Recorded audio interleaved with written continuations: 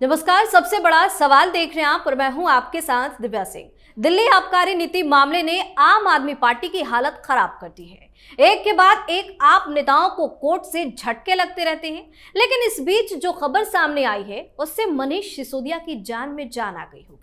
दरअसल आप नेता मनीष सिसोदिया की जमानत याचिका पर सुनवाई के लिए सुप्रीम कोर्ट ने हामी भर ली है। सुप्रीम कोर्ट ने कथित शराब नीति घोटाले और भ्रष्टाचार के मामले में दिल्ली के पूर्व उप मुख्यमंत्री मनीष सिसोदिया की जमानत याचिकाओं पर ईडी और सीबीआई को नोटिस भी जारी किया है।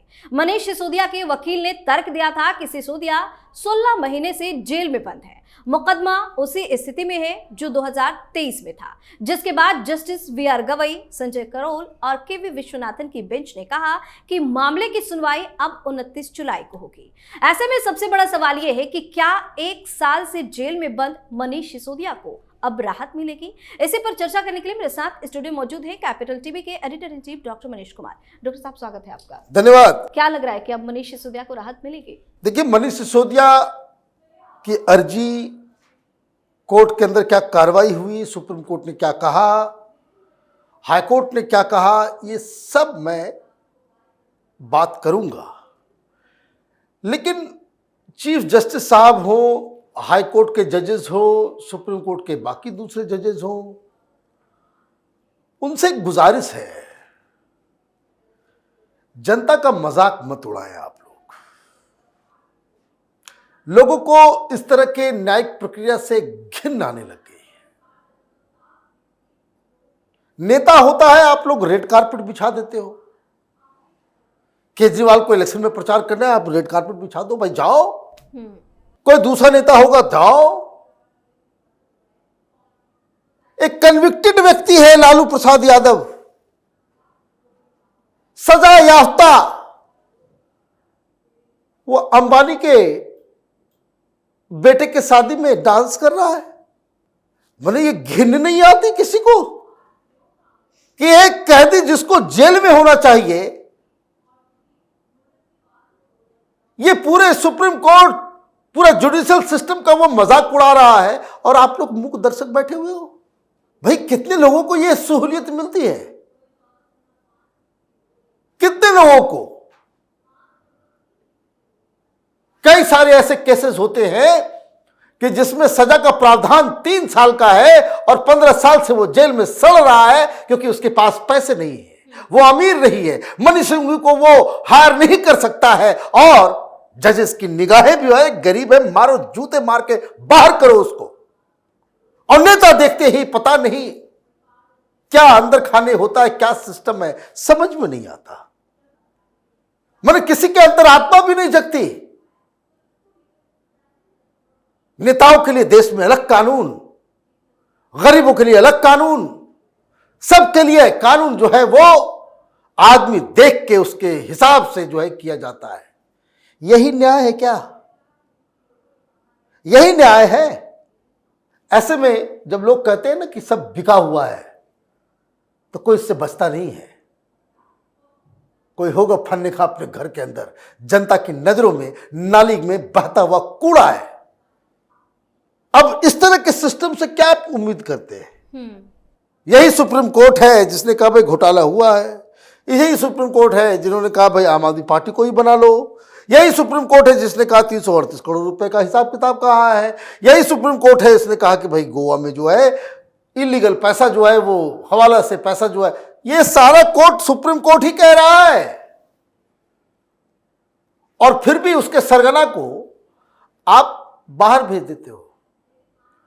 वो भी आपका बेवकूफ बनाता है, मजाक उड़ाता है, न्याय की देवी के ऊपर थूकता है वो रोज, क्योंकि आपने जो शर्तें दी कि भाई इस केस से जुड़े हुए किसी गवाह से, किसी आरोपी से आप मिलेंगे नहीं, वो लेके घूम रहा था, चार्टर्ड प्लेन पे घूम रहा था। अजीब देश है यह, चोरों की जो है चांदी निकली हुई है। और जो ईमानदारी से मेहनत कश आदमी है, सवेरे शाम मेहनत करता है, उसके लिए नरकीय जीवन आप लोगों ने बना करके रखा हुआ है। ये देश चलाने वाले लोग जो जिनके कंधों पे बड़ी बड़ी जिम्मेदारियां हैं, कभी चुल्लू पर पानी में लेकर डूब जाइए आप लोग। सब काम आप ही कर रहे हो। तो मनीष सिसोदिया को कहा गया था कि भाई ऐसा है कि जेल तो चले जाओ, लेकिन अगर स्लो होगा ना, ईडी सीबीआई की जांच अगर स्लो होगी, स्नेल स्पीड में चले, तो वापस आ जाइएगा। किसी गरीब आदमी को ये ऑप्शन नहीं दिया जाता। 20 साल से सड़ रहे हैं, सड़ते रहो, तारीख ही नहीं मिलेगी। और यहां बेकरार रहते हैं कि भाई कब अवतरित होंगे कपिल सिब्बल, कब अवतरित होंगे मनु सिंघवी, तुरंत डेट लीजिए। तो उनको आपने ही कहा कि भाई डेट ले, जब स्लो चलेगा तो स्लो चल रहा है, तो आगे फिर से। और मुझे मालूम नहीं, लेकिन वो बताना चाहिए जज साहब को कि जब ये मामला सुप्रीम कोर्ट में गया तो जस्टिस संजय कुमार, उन्होंने कहा कि हम इस केस को नहीं ले सकते। जज साहब को पब्लिकली में आकर के बताना चाहिए भाई क्या कारण है। उन्होंने इससे खुद को अलग कर लिया। क्यों अलग किया, क्या कारण है? अंतरात्मा जग गई, या you are fed up with this? ये हमारा अधिकार है, लेकिन इस देश में, दुनिया में सारे लोग जो है एक चीज दूसरे चीजों के प्रति जो है अकाउंटेबल है। ये सुप्रीम कोर्ट के जजेस किसी चीज के लिए अकाउंटेबल नहीं है। तो खैर चलिए, यही सिस्टम है तो ठीक है, उसमें कोई गुरेज नहीं है। लेकिन नए 3 जजेस का जो है वो बेंच बनाया गया है, तो उनका कहा कि भाई नोटिस, भाई 29 तारीख को डिस्कस करेंगे। अब क्या डिस्कस करना है, निकाल दीजिए सबको। केजरीवाल को भी छोड़ दीजिए, इसको भी छोड़ दीजिए, जितने नेता के लिए अलग कानून इस देश में बना दीजिए, सबको छोड़ दो। और ये डिक्लेयर कर देना चाहिए इस देश में कि नेता अगर है वो चोरी करे, बलात्कार करे, क्राइम करे, मर्डर करे, घोटाला करे, हवाला करे, ड्रग स्मगलिंग करे, प्रोस्टिट्यूशन का रैकेट चलाए, सबको माफ, क्योंकि आप नेता है। ये कर दो, कलेजे को ठंडक मिल जाएगी। चलो भाई यही कानून में रहते हैं। ये घुमा फिरा करके इधर से उधर से ऐसे वैसे करने की कोई आवश्यकता है नहीं। भाई क्यों हो रहा है लेट? अच्छा, मैं टेक्निकलिटीज में नहीं जाता। वो टेक्निकलिटीज जो है देश चलाने वाले वकील और जजेस और एसजी और सरकार जो है, वो टेक्निकलिटीज अपने पास रखे हैं वो लोग। हम तो जनता की बात कर रहे हैं। जनता तो यही कहेगी कि भाई पैसा है, कौन क्या कर लेगा। जिन जिन लोगों ने टेलीविजन के ऊपर लालू यादव को देखा होगा, वो हिंदुस्तान के जुडिशियल सिस्टम के ऊपर थूक रहे होंगे। लेकिन किसको क्या परवाह है? किसको क्या परवाह है? तो वही अभी किसी को परवाह नहीं है। हर एक दिन के बाद केजरीवाल का केस कभी राउज एवेन्यू कोर्ट में है, तो हाई कोर्ट में है, तो सुप्रीम कोर्ट में है, मनीष सिसोदिया का केस चल रहा है, तो के कविता का चल रहा है। ऐसा लग रहा है कि अलग से एक डिपार्टमेंट ही खोल दो भाई,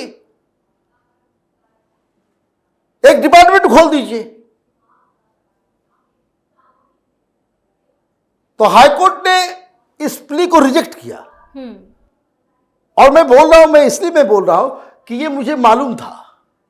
कैपिटल टीवी के तमाम दर्शकों को मैं याद दिलाना चाहूंगा कि मैं कितनी बार कह रहा हूं कि ये इनकी स्ट्रेटजी रही है कि एक दिन यहां, एक दिन यहां, एक दिन यहां, पता नहीं किसको खिलाते पिलाते जो तुरंत तुरंत डेट मिल जाता है। आई एम सॉरी टू से this, but this is what the public perception is. तो वो जो है वो भाई ईडी वाला यूनिट, सीबीआई वाला, अब उसको हर 2 दिन के बाद किसी न किसी कोर्ट में जाकर के कागज देना है। मोटा मोटा पोथा होता है। कैसे राउज एवेन्यू कोर्ट में जाकर बोले 1000 पेज, 1000 पेज दे दियो, हम पढ़ेंगे नहीं, लेकिन फिर भी बिल दे दे रहे। कोई अकाउंटेबिलिटी नहीं है। जज ने बोल दिया, कोई अकाउंटेबिलिटी नहीं है।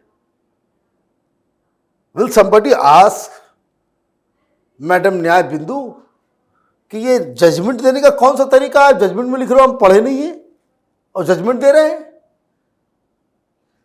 तो हाईकोर्ट में भाई, तो ये स्ट्रेटजी इनकी है कि इनको कागज बनाने में ही फंसा के रखो कोर्ट कचहरी में ही।